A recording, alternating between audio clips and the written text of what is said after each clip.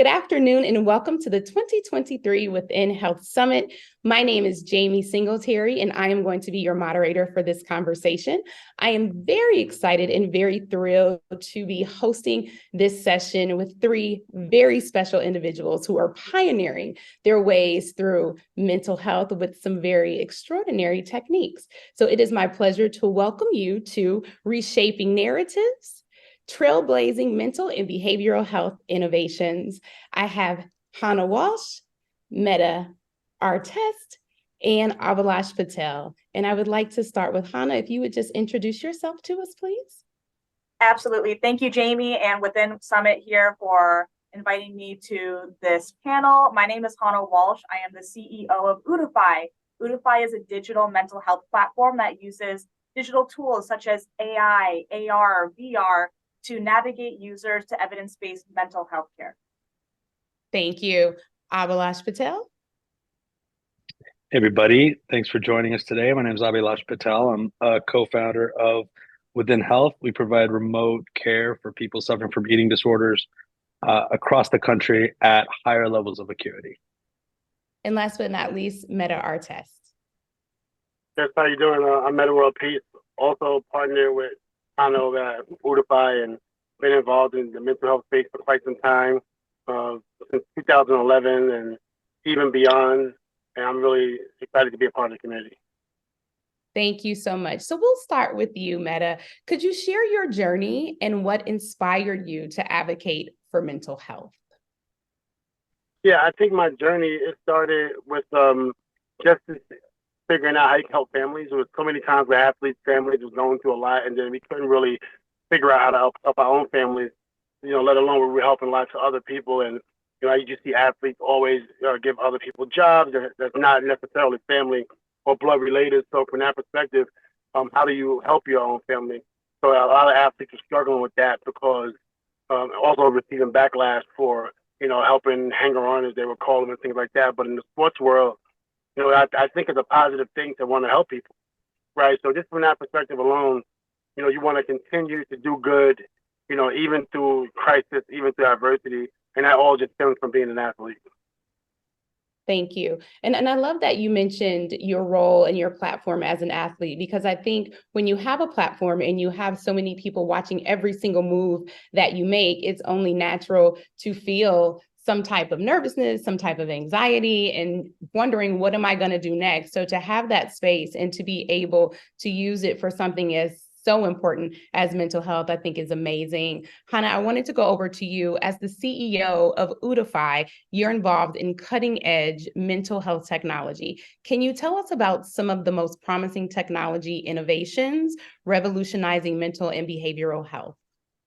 Well, obviously, I think all industries are hopping on this AI trend right now, and mental health is no different. We have apps like Better Health, who is using AI to navigate users to healthcare providers. What Ootify does is we use AI to navigate users to mental health support in their area within their budget, and things that are virtual, in person, just all sorts of resources for that individual person. Another thing I'm really interested in that I just started researching is the use of virtual reality and exposure therapy. So exposure therapy is when you expose a frightening stimulus, something that the client is afraid of. It could be spiders or public speaking, in a very slow and methodical way. So they stop associating that stimulus with the fear, right? So before, that would cost a lot of money, take a lot of time, a lot of coordination. With virtual reality, you could just put a pair of goggles on and slowly introduce the client to those fears. So that's a very interesting development, and I can see more implications to that as well. I think there is a filter out right now where you can actually put it up to your face and it looks as if a spider is crawling on your face. There was a lot of videos going around. People yes, I've seen that one. And they were like reaching physically to get the spider off of their face, but it's in the app. There is no spider. It's just the way that, as you mentioned, technology is able to make things look like something and really ignite those emotions that you would. That doesn't sound healthy at all. I was going to say that might be a big jump for someone who's scared of spiders.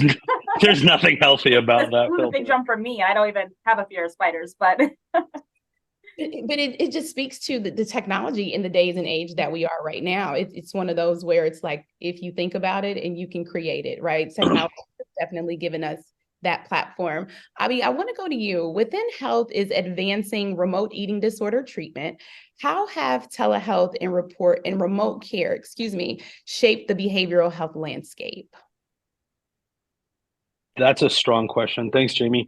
I want to speak to that. And I also look, it begins because technology lets us do things that was never before possible.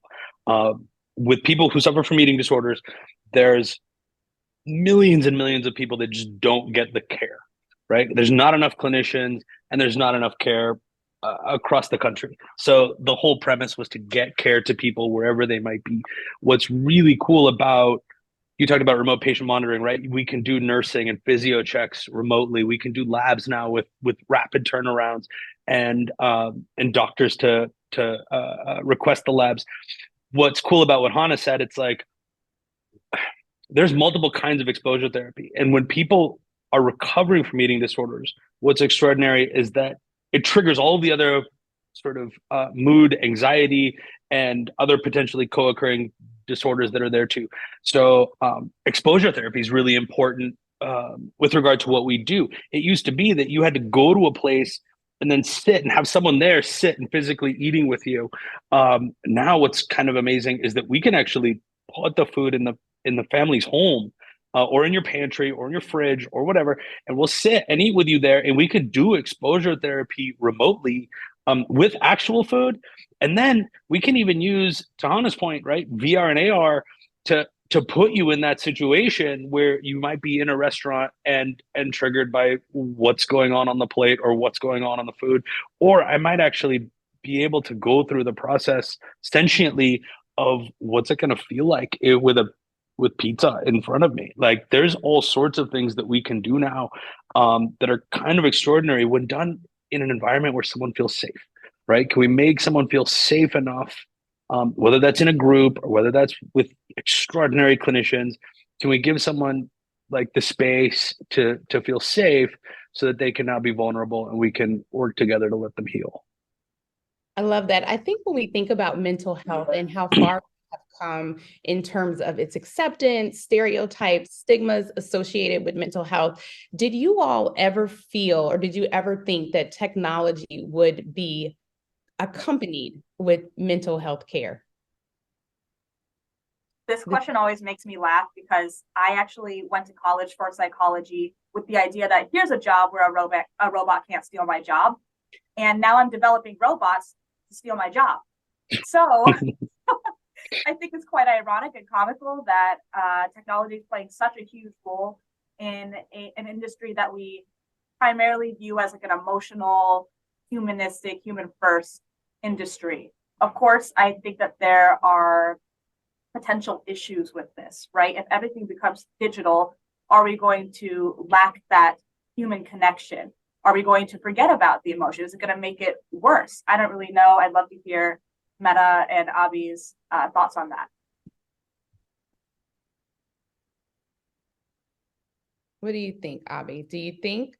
Did you ever think that technology and mental health would be partnering together to reach and help and heal individuals in our world? I'm going to say yes, right? Because I come from digital, and for a lot of years I was helping people find care in addiction treatment, and that one's really hard because my own personal, it's just my belief. I'm not an addictionologist, but I have helped tens of thousands of people get sober. What I've seen is that there's something in the connection that lets people heal. I think that human connection is really, really important. I don't know that there's a way to replace that. We're not pursuing that or trying to do that at within. But I think it's inevitable that technology is going to change, either facilitate or rapidly accelerate the way that it happens. And I think it's just a matter of time. What's hard is that there's stigma, right? There's people that get in the way. Like some people don't believe it yet. And so some of the larger payers won't help people get the care they need. Like, for example, you'd see like emergency rooms across the country now in rural areas where they don't have nurses, like are driven by technology. It really takes a lot of time before the larger powers that run kind of healthcare embrace it so that people will just get the care they need, Yeah. you know? But I think it's inevitable. Meta, what do you think? Did you follow the question, or Jimmy, can you repeat it for him? I heard the first part as I was trying to get my within background to work, but it was It's difficult. all I good. tried. We'll let you slide on with in background today. It's all good. You don't have to have it. I was just asking, Meta, did you ever imagine or did you ever think that technology and mental health would be pairing together to help heal and help so many people across the world? Well, I think it's just a scalable concept. I think right now it's a concept where it's just a way where an organization, company could just figure out a way to scale medicine, scale therapy. I don't think it's a place, but being in the environment we're in with technology, I think is only right to attempt to see if it works. But I'm definitely not. I'm more of a fan of the in person, the actual feeling. How do you feel? Having more clinical, more psychologists, more therapists. But then you can also use, AI because it's areas where technology is not available, and there's places where in the world where people they're not even exposed. So then that's a situation where technology, it really helps out. So just like asking just asking myself a lot of questions. Where does technology actually, does it actually have a place? I think it does, especially in the right hands and with responsibility. I love that. I think it's one of those things we go back. I might be aging myself, but the Jetsons meet the Flintstones, right? The Jetsons were doing this years ago. They were FaceTiming, they were telehealthing, they were using robots, they were very efficient. And then you had the Flintstones that were doing everything by hand. And I think there's an intersectionality there in the middle where how can we make this work? And so to have the technology piece and to be able to bring mental health to those that don't have mental health in their area, I think is one of the most fascinating things that we are able to do with healthcare, which goes to my next question, and this is open to the entire panel. What role does community play in improving mental and behavioral health outcomes? Are there any specific initiatives or strategies that have proven particularly effective in your work? I always thought community is essentially the parent because, when you look at our communities, a lot of the parents are working. Some communities, the parents are not even, they're in prison. Some of the parents are struggling, right? So from that perspective, I think that's where, government or community it's a positive. Teachers, police officers, firemen, firewomen, right? Because who's going to raise the children? And often we know that we lose our children to the streets. So we're going to lose our children to the streets anyway. On average, we might as well lose them to, some adults that want to see them, do well and flourish, and not just use these vulnerable young kids and their minds are not even developed yet, and they get influenced to be gang members or get influenced to make bad decisions or develop super bad habits. So community to me is key. Sometimes people that are not that are I would say just not in reality. They would say, let the parents raise their own children, but in reality, that's just not happening. So the community is super important. On guiding the youth, and not even the youth. A lot of adults, teenagers, young adults, they also need some guidance. So they never had the guidance. So that once again, the community comes into play. Good. Abhi or Anna, would you like to add to that? Yeah, do you want to go? No, you go ahead.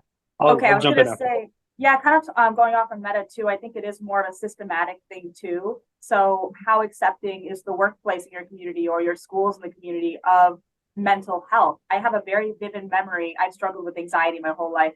I have a very vivid memory of me in third grade taking a day off of school. And when my teacher asked me why I took a day off of school, I told her, I said, well, I had really, really bad anxiety. And she sat me down and said, Hana, that is not an excuse for taking a day off of school. And I have that very vivid memory. And now, fast forward 15 years, I look at that and almost laugh because I'm like, wow, the world has changed so much. Right now, workplaces are even offering paid time off for mental health concerns when just a decade ago that wasn't accepted. So I think the more supportive our legal system is in these different communities are of mental health concerns and stigma, the better it'll be for everyone. Well said. That's cool. I want to say a couple of things about that. And by the way, yesterday I saw a LinkedIn post by somebody who said, it went viral. Like she'd been off of work for a while, and then she made a LinkedIn post and said, listen, I want to let you guys know that I've actually been off work because of work related like anxiety and stress. I've been ashamed to say something, but here it is. She put that on LinkedIn and had thousands of people come and rally to just pick her up and let her know that it's okay or that she's okay. And that's the idea that kind of like what we're talking about, right? You're asking what role does community play? I think when it comes to mental health, and coming from an Indian like community, right? Like you don't go. There's no mental health. Like there's no like whatever problem it is. Like go back to school. Like get your act together. It's fine, right? And like sweep it under the rug, and that doesn't work either. What Hana said that was really important, and Metta, I think what you're talking about too. It's just like you have to make it okay for people to get the help they need, and that has to come from voices that you trust or other voices that might be around anywhere. And as a group, like this happened in addiction, right?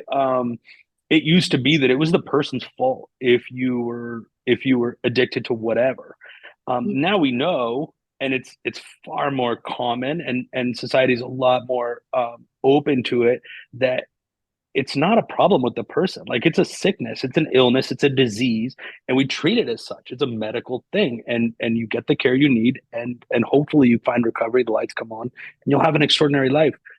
We need that to be the case far more so with not just mental health in general. I'm coming from the eating disorder world where that's going to open up pathways for access, for people to get well, for families to get well. And then what I'll say beyond that is that it's a generational thing. Mental health is also a generational problem, and we get the chance to break chains here, right? And that means we get to influence like generations that come behind us if we have, I think the support and the courage to get the help that's needed. And that's a great segue into the next question.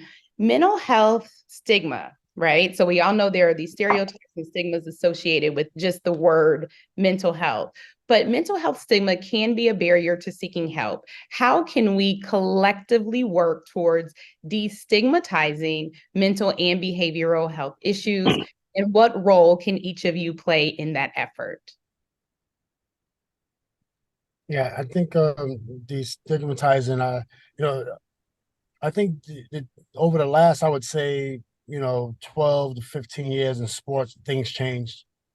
And when we first got in sports and pro sports in 1999, it was still looked upon as a bad thing if someone was to say, "Hey, I need help," or some even media would laugh. And then some of the same media, they act like they didn't laugh in 1999 at this. So they're hiding behind, just time.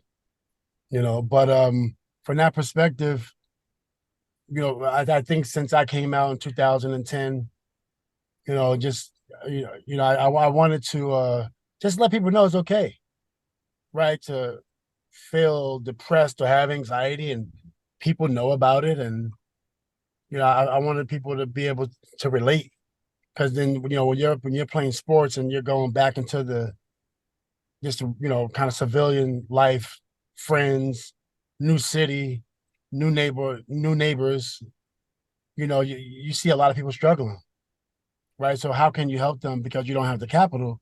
So you can only do that with messaging. You only could do that with support, like building a community. That's kind of like my first half perspective on it. I'll chime in more later. Okay. Hana or Abby, you want to add to that? I'd put it down as a call to action, right? Like if I understood it right? What can we do both collectively and I think individually towards destigmatizing mental health and behavioral health? I think we're all doing things in our own ways to do that already. What I loved recently at a gathering I was at, it was like people gave specific examples. Like if you see someone who's struggling, reach out to, like, can I make that commitment today? Can I reach out to one person who I think might need help and let them know it's okay, or give them a safe place to talk, even if it's like, hey, if you're gonna need help, or if you ever need like an ear or someone to talk to, I just want to let you know that it's going to be all right, and that I'm here, right? If I can do that, and if we can do that sort of individually, it things snowball, right? And any little bit of progress today is going to beget better progress tomorrow. So can I do something, like, just to make some progress today and not worry about being perfect? And I think that stuff adds up. Like, it becomes really, really meaningful, I think, if we do it collectively. Yeah, I love what you said about that too. And just to add to that, I think there's a lot of things we can do individually too, starting today, to destigmatize mental health. A big thing for me is being mindful of the language that you use when you describe mental health to people. I'm young, I'm in my 20s, and I have a lot of 20-year-olds and 20-something-year-olds in my network who will say things like, that was so traumatizing, or I'm triggered. And I always think, well, just because your grilled cheese was a little burnt, that's not a traumatizing event. And we should be very careful with how we use the word trauma and triggering things. Abhi, I'm sure you know that with eating disorders, it's very difficult, or I want to say difficult, but you have to be very mindful of the language you use when you talk to someone who's recovering, right? If you say something like, oh, wow, you look great, when they gained a little bit of weight, their brain is going to go to, I'm fat. That means that I've gained weight and I'm fat. And that is genuinely triggering. So at Ootify, we actually care a lot about the language we use with mental health, and we offer a mental health fluency course to our users. And this fluency course just helps you be more fluent in the language of mental health. How do I understand my mental health, my friends, my parents? How do I talk about it in a way that's not going to offend someone? So I think all of us today could start by being mindful of, when we say that person is crazy, are they really crazy? Right? That's a So really cool, that's a really, really important sort of the idea of, like, the vernacular and the language we use. We do the same thing at Within, right? We with a lot of the work we do with families, with loved ones. We have all sorts of group, both single family and multifamily groups, where we're specifically speaking to how can we support the person in recovery, and especially in early recovery when things are can light up. But I think it's a tough balance, right? Because at the same time, we have to talk about it. I think by disclosing our own stories, and like what, Metta, you've been doing for a long time, just speaking authentically about our own stories too, is the thing that other people can identify with the most. And the more that it's hard for me, it's not comfortable, but I have to do it. And my belief is that it's going to help somebody, right? It'll be useful to somebody. I don't know who, but hopefully it is. And so I just got to believe that and keep repeating, or being willing to speak out loud. And I think that's as important as anything else. Good answers. Next question. In the context of your respective initiatives, what steps are being taken to ensure accessibility and inclusivity in mental and behavioral health support, particularly for underserved populations?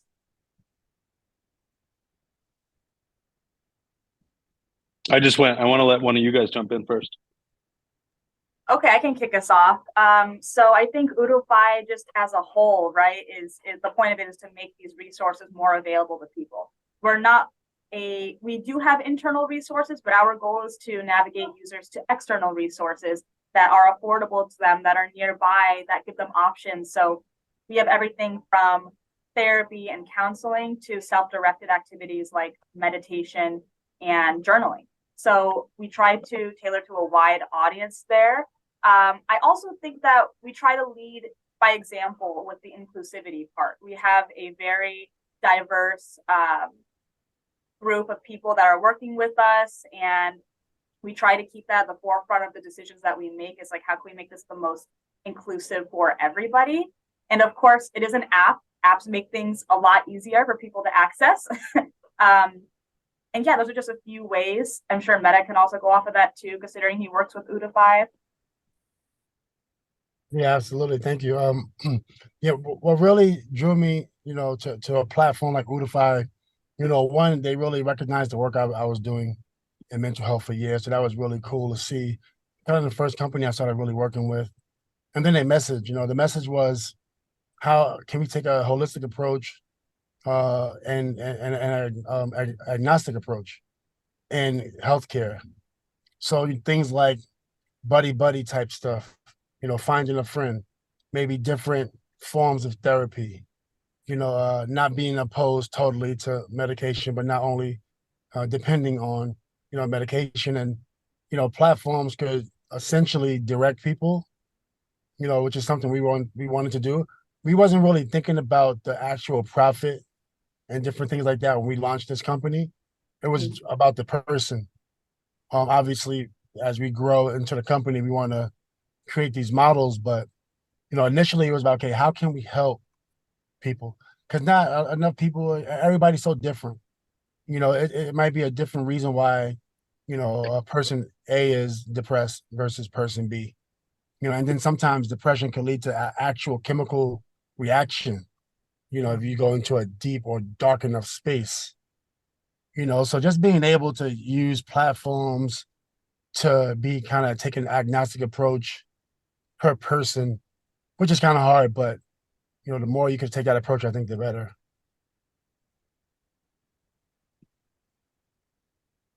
Should I try to jump in briefly? I think this is really important, right? And you look at the panel that we've got here today, sort of with maybe with the exception of Kat, but the people on camera, there's nobody here that you would generally think of when you think of, someone with an eating disorder or someone with dealing with mental health. Like, that's just not the way it is. Like, there are millions of people in the country right now that are people of color, people from marginalized communities who need care as much as anybody else. And what's really important, right? And that this is why sort of remote care is essential, because we have to go to the patients. Like, we have to go to the people. And what's important is as Hana said earlier, the language we use is essential too. So within, for example, we have BIPOC process groups. We do spend a lot of effort to cultivate BIPOC clinicians and staff, always tuning, right, with culturally sensitive and culturally competent language, right, and not be sort of inauthentic about it. But that means partnering with community leaders from BIPOC communities, because the fact is, and I'm an example, right? Like, I've had my own issues, right? I had an eating disorder, and when I looked for care, there was a bunch of thin white women that weren't talking to me, and I had nothing to say. I certainly wasn't invited to group, and so I stayed sick. Like, that's not okay. I'm not that unique. There's millions of other people like that, and in order to make it okay, and that's a ton of change, right? If we can do something collectively to address that need for care, imagine what kind of catalyst that could be, right? For positive change for others, for the community, for society, for our economy, for everything.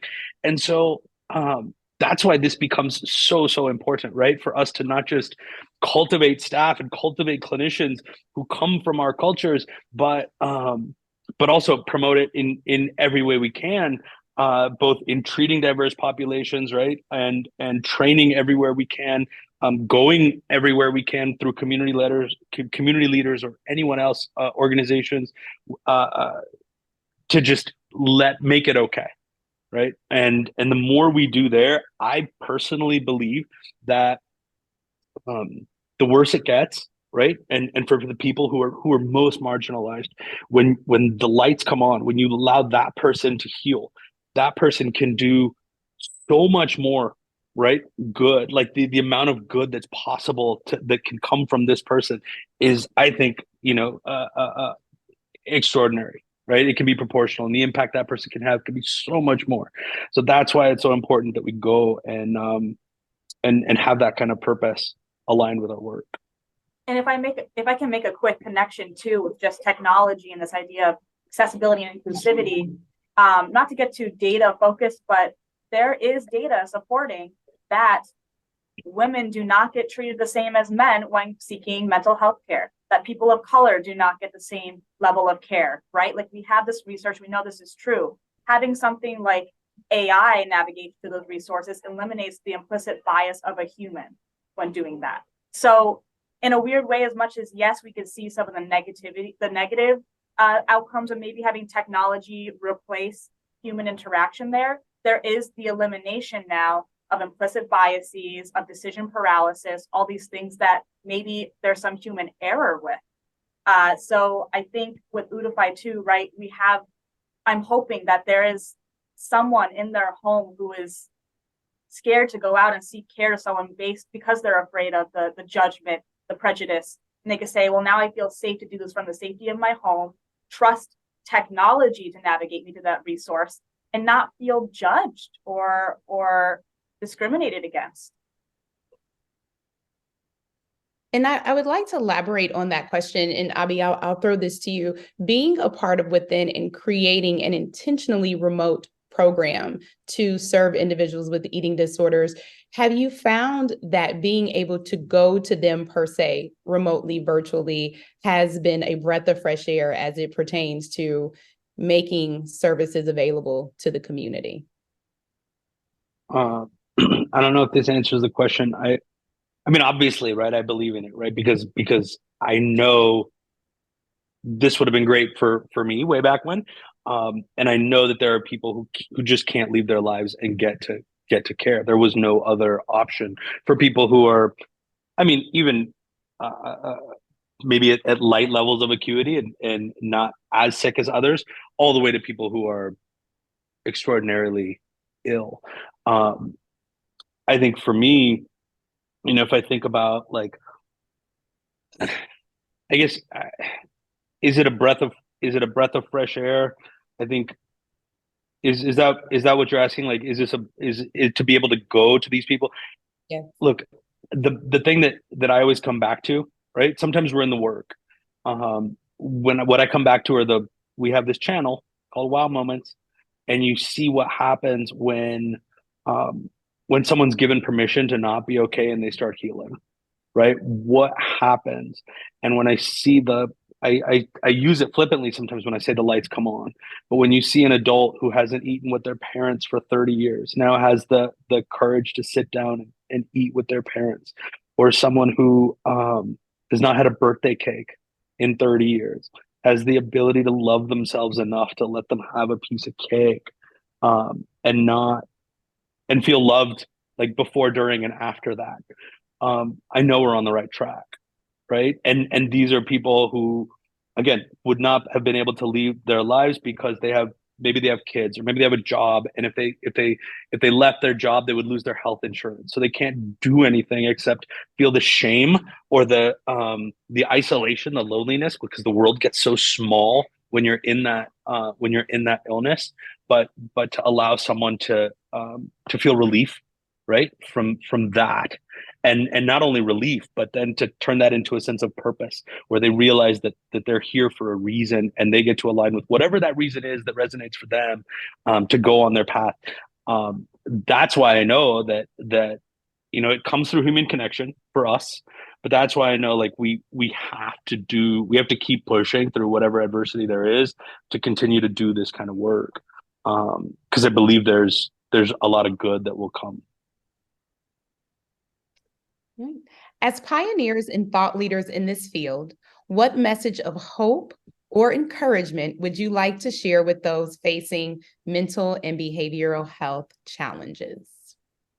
I guess I could start. I mean, I definitely, somebody, I think you should always have some substance, something to fall back on.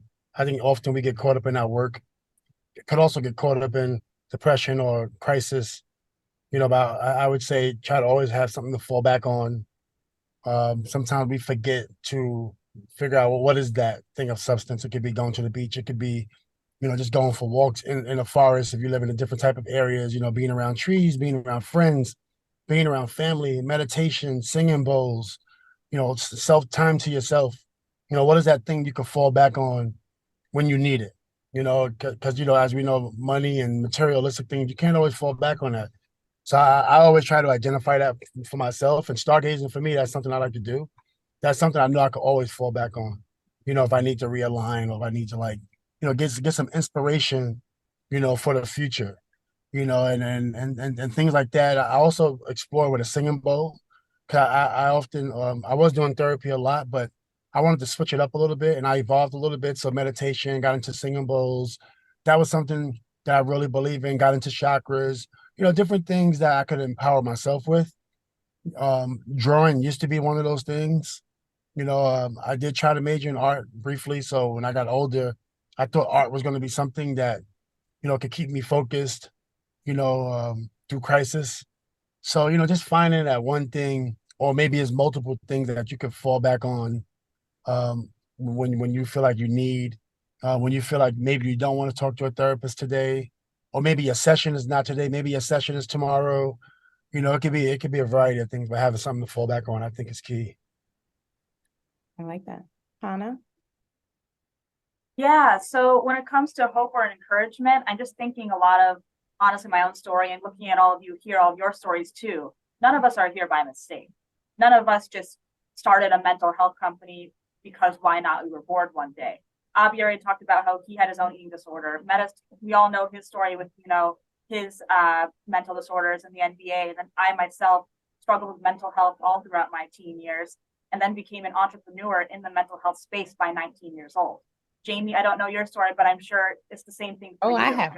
Yeah, exactly. And I think we're all still in that story. We're still writing that story, right? And for everyone watching today too, once again, I don't think you're just here because you had nothing better to do at 2:45 on a Tuesday. You all have your own story too. And I just think about how people who overcome mental health battles are some of the strongest people out there.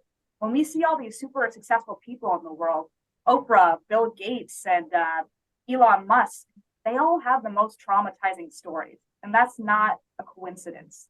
So my kind of message of encouragement to you is there's a light at the end of the tunnel and it is bright. It is very, very bright, and you will become a stronger person because of what you've overcome. I frequently will tell people with my success with Ootify that I didn't succeed despite my trauma. I succeeded because of it. Without my story, I wouldn't be who I am today. And that's the same for all of you. One of Ootify's values is to honor every story. Once you learn to honor your own, you will become unstoppable. Like that. That's beautiful. I would I think it's in for a question like this, it's nice to keep it simple. And for a lot of us at Within, right, we many of us have lived experience with what it means to go through, whether it's an eating disorder or whether it's addiction or whatever it might be. And what we might do, right, if we wanted to keep it simple is to just be really short, because it's going to be okay, right? We've been there and it gets better, right? It doesn't have to get worse. So we try to let someone feel safe and let them know it's going to be okay and that it does get better, right? That's my experience. And I've seen it so many times, as many of our family at Within has too. We've seen it many, many, many, many times, that there is hope, that it does get better. To just stay right where you are, because you're probably doing better than you think you're doing. And as we get ready to come to a close, I do have 2 comments in the chat. One person says they want to thank you, Metta, because at one point you did an interview and you thanked your therapist. So on behalf of all the mental health professionals that are attending today, they wanted to say thank you for mentioning them, because that is something that they do not usually get, is a public praise on a platform like yours. So that was very groundbreaking and momentum just for them to be able to have someone acknowledge that I want to thank my therapist. We hear, I want to thank God, I want to thank mom, and we hear a list of other people, but we never hear the therapist. So by you saying Good for you. thank your therapist, we appreciate you for saying that. Absolutely. Thanks for acknowledging it. And I just thought it was something important. I just felt like we wanted to give credit where credit was due. And I did want to thank God, but not that I was just, kind of disregarding God and all your higher power, but, in that moment, I remember, just going through a lot of different things with my therapist. So wanted to give her praise. Thank you for that. We appreciate that. And how, Hana, how can we find you on Ootify? How can someone out there watching, listening today support you? Yes, thank you. Thank you. That's a great question. So my website is very easy. It is just ootify.com. So you can see my name Ootify on the screen there. And then I'm on LinkedIn. I'm on Instagram. It's not too hard. There's not a lot of Hana Walshes out there, but we'd love it if you could follow Ootify's journey through LinkedIn or whatever socials you use. Thank you. And Abhi, any last words that you would like to say to our attendees today? Well, I want to thank Metta and Hana for joining us, and Jamie, you for being here too. It's also important to acknowledge, I know there's a lot going on in our world right now, and I want to extend sort of our acknowledgement and our love and our support for everyone with family and people in Israel and the Middle East, and let you know that we're with you and we're sorry for what's happening. Listen, I just want to thank everyone that's out there, and I think that this conversation is one that needs to be had, whether it's in super small groups, if you can reach out to one person today, or if you actually do have influence. Our responsibility to each other, I think, is to enable access and to let people feel safe so that they can get the care they need.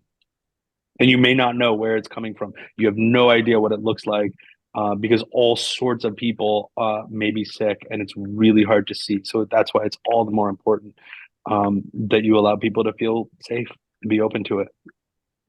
I just want to say thank you to our wonderful panelists. On behalf of myself and everyone on the Within Health team, we encourage you to visit our website. We will have more electrifying conversations and presentations throughout the rest of the week. So please go to withinhealthsummit.com. And thank you so much for your participation. Thank you, Thanks so much, everyone. everybody. Yeah, thanks Thanks, for having guys. me. Thanks.